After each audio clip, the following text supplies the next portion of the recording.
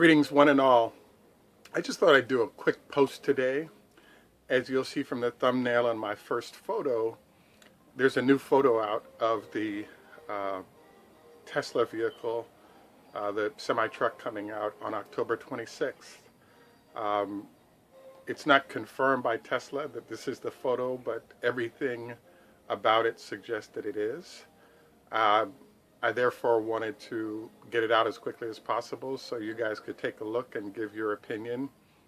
I want to thank the folks at Reddit as well as Electrotech for getting this photo out. As I was searching around this morning, I came across it. This is Greg for Tesla Fan Insight. Bonjour, wie geht's, Strasvice, ni hao ma. I wanted to do a quick talk on this photo to sort of highlight a few observations that I had of it.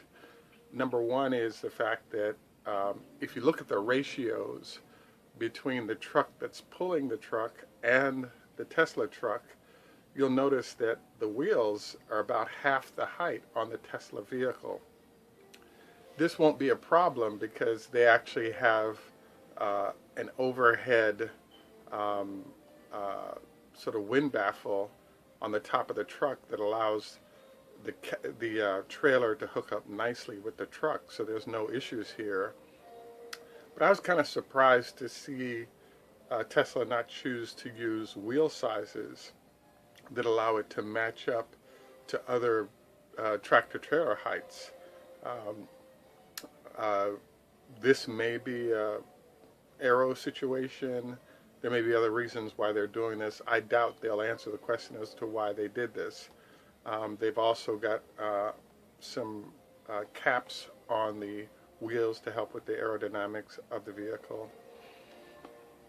This vehicle is designed to actually be long haul, so I was really surprised to not see a stack of batteries behind the driver. If you look at the Mercedes iteration of their 18650 truck with Tesla batteries, they have a large battery pack set that's hanging off the back of the truck that's sort of interspersed into the wheels. And in this case, the truck very much looks like a 100-mile, 150-mile vehicle because of the dearth of batteries that are obvious. The third observation that I'll make is that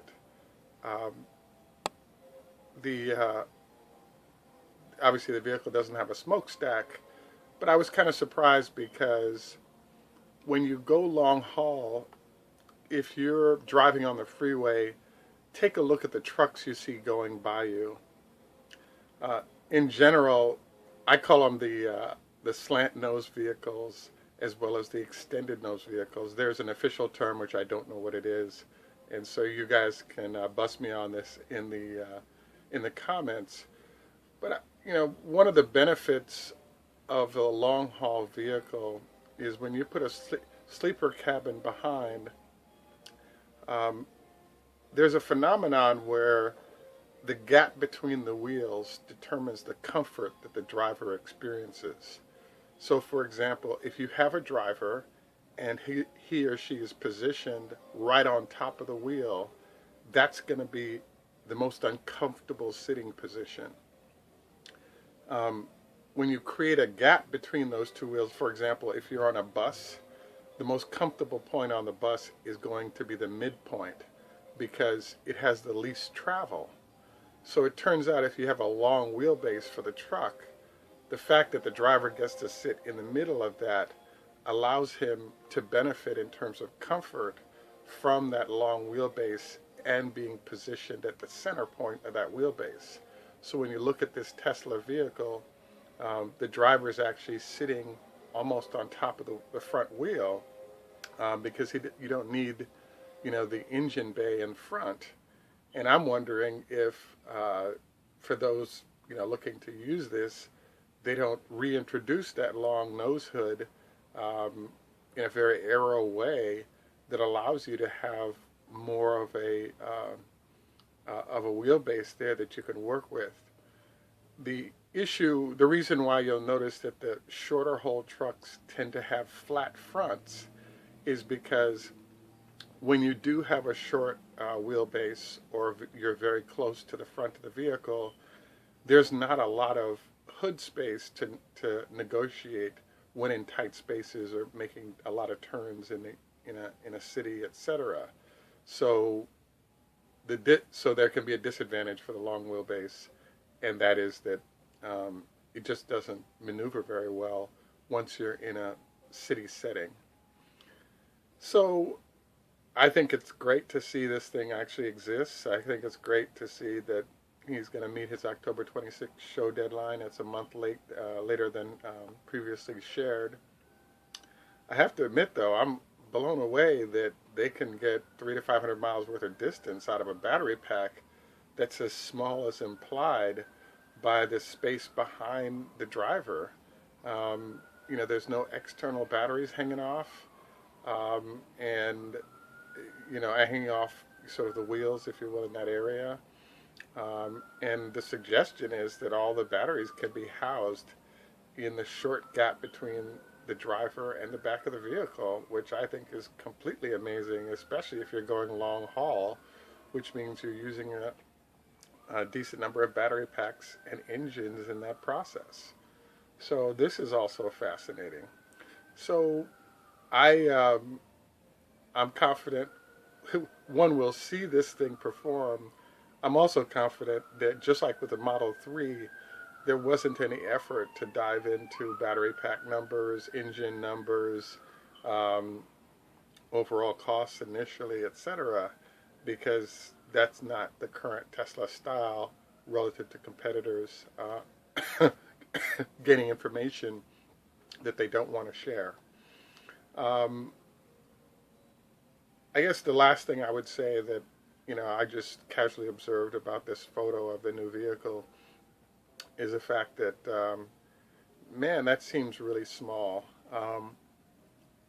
When you go long haul, there's a whole bunch of things that you need, and I'm not seeing it. So if you look at the trailer that's towing this, that sleeper cabin behind is a big deal if you're going over 300 miles, because that second driver can be sleeping while the first driver is on the books for those hours behind the wheel.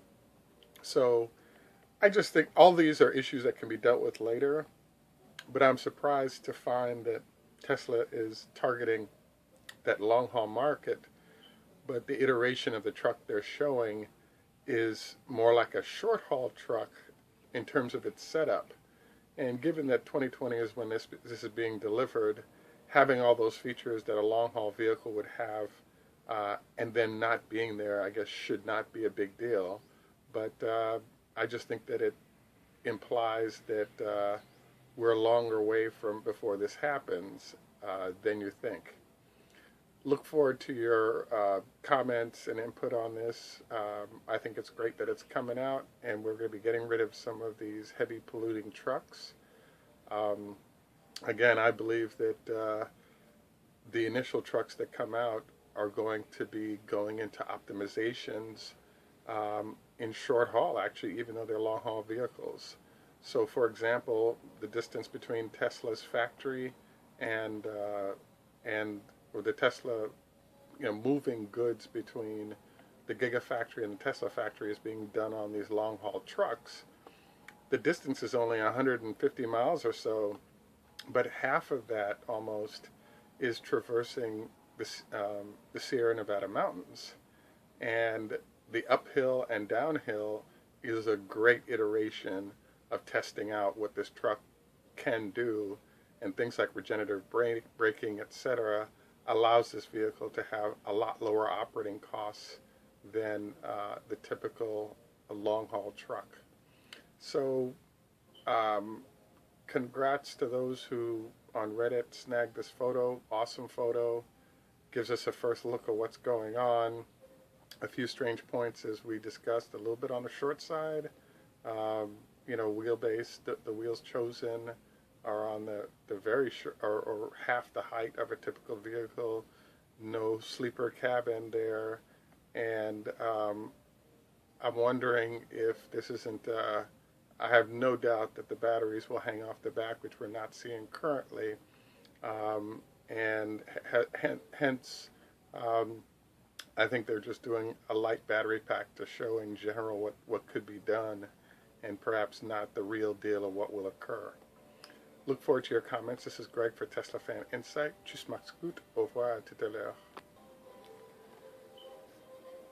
I'd also like to say, please like and subscribe, and any Patreon help is always helpful to help us grow this channel. Have a great day. Thanks. Bye.